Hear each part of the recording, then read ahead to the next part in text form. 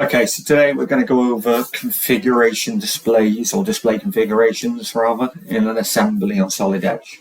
So here we've got basic assembly of a hydraulic cylinder. So this makes up of a rod and a ball. So on the Home tab, if you just go over to configurations, it should say default Solid Edge. In the drop down, that should be your only view.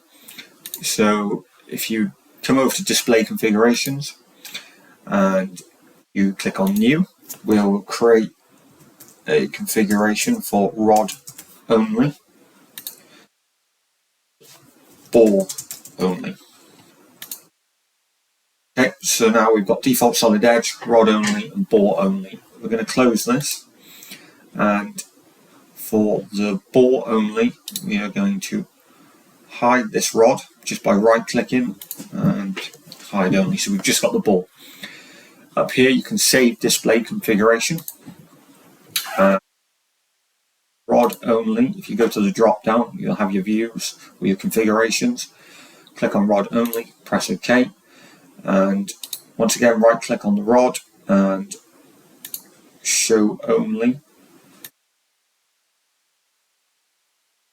Then if we go to ball only on the drop down again, click OK, that will just show you the ball. If you click on the rod only, it'll just show you the rod, and default Solid Edge will bring you back to the whole assembly. You can manage these in the configuration manager, and you can simply tick what you want it to see, what you want to show in that view.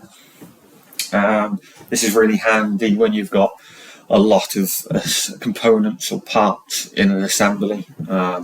This is quite easy to use, so you can just save that then. What you'll find is this is a really good technique on large assemblies if you just want to show inner sub-assemblies or the outer casing of an assembly. So it's a really good technique to use rather than constantly showing and hiding parts. It's as simple as just a click on the drop down and you're there. This also helps on draft files. So if we create a new drawing of active model, gives them a standard ISO view, so we place that there.